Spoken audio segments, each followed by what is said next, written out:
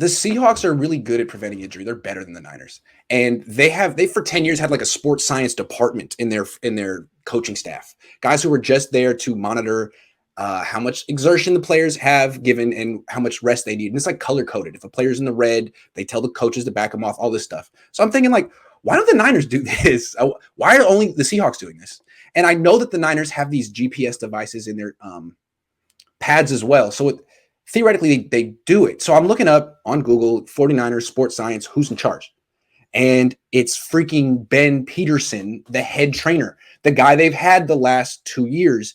Remember, they originally hired this guy, Ray Wright. I guess they felt that he wasn't fixing the injury problem, so they brought in Ben Peterson from the NHL, who was the director of sports science for the Flyers. And I guess the logic back then was there's a higher rate of injury in the NHL. He did a good job with that team in that sport. Let's bring him here. He'll fix the injury issue.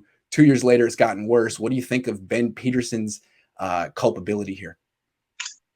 So, like we had talked about earlier, there's no way that he does not have the education, that he does not have the smarts to understand the physiology of sports injuries.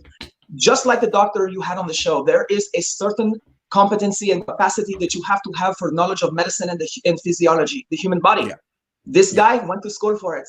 Now, hockey, it's a much different sport. Yeah, it's rough, but it's not the pressing, trench fighting, almost martial arts style of combat that the NFL can be. And they are not gearing up on kickoffs and hitting each other the same way. Yeah, they body check each other, but I think the injuries are different. There's more slippage on ice. I mean, that's like AstroTurf times 10. These guys are more fluid in their motions.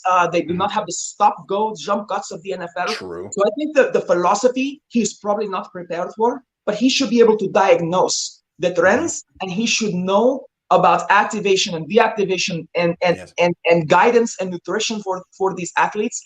Yes. I kind of feel like maybe the Seahawks are a bit more draconian when it comes to their rules of what the players must do to be culpable and to be competent to play enough for the team. I think the Niners, I like where Nick Bosa is, don't get me wrong, but I never got to go like 2,000 miles away when I was in the Navy.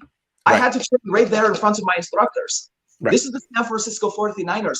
Now, right now, I don't think that they have the right program, but because of Ben Peterson and others, I'm sure it's a trickle effect. I'm sure it's a whole staff, but I just think that they don't have a working knowledge of how to support these guys in their fields. And Ben Peterson, like, he obviously doesn't have the working knowledge of football, but he does have the medical knowledge to do his job.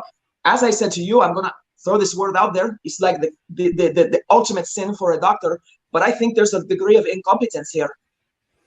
I think you're probably right. I mean, look, he was hired because he got results, specifically reducing injuries in a different sport. That's why they brought him in, to reduce the injuries. He's come here and they've gone up. So I guess the logic made sense to a degree. He got the results they were looking for, but now they can say, well, maybe we should get someone who's gotten results in this league, in this sport. That's the next move. I think that's probably what you do. There's probably a very good sports scientist up in Seattle they could hire right now who's more experienced and qualified to do this job than Ben Peterson. No offense, Ben. Even at the college football level, I mean, I'm sure that we could nab somebody from, say, Arkansas or Alabama or Florida or something like that. Who would not want to go work for an NFL team as opposed to doing that? I think there are a lot of options. I suspect he interviewed very well with John Lynch.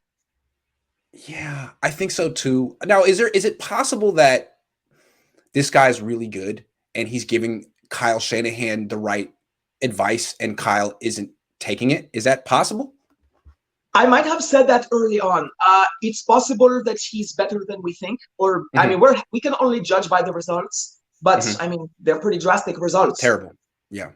The way that Kyle dialed back the practices, I think he feels now I need to do something. So I think he feels that whoever was in control had it wrong. I think he is almost becoming the sports scientist on this team. Jeez. Because here's the thing. I was reading a good thing. But I think that he feels that, okay, I let other people make a decision, and now I will have to make it myself. And he's wrong. The 1 hour thing, we'll get to that later, but that is so wrong. I was reading into Ben Peterson, and it said that the way he reduced injuries in the Flyers was dialing back practices, reducing the intensity of practices. We're just like, maybe well, it is him. Maybe it yeah, is like, him. well, where's that happening on the 49? It needs to happen right now. So I don't know. With what you just said, I would have to say maybe it does come from him. Is if that's his track record, is his snap judgment is to just reduce practice, then it has to be him. Yeah. Hey, dial it back from 90 minutes to 60 minutes. Well, that just made it more intense. That's like CrossFit at that point. Yeah, and to be honest with you, CrossFitters still go for any of them with a brain still go for a jog. They still do a few push-ups. Even when I was testing in special warfare for the pull-ups, I hit 5 pull-ups first, then I go bang out 25 plus. I don't just jump up on that bar and rip my biceps apart. That's true. Good call. And you know what? It adds, even for a single exercise, you're adding 2 minutes to every exercise with warm-up.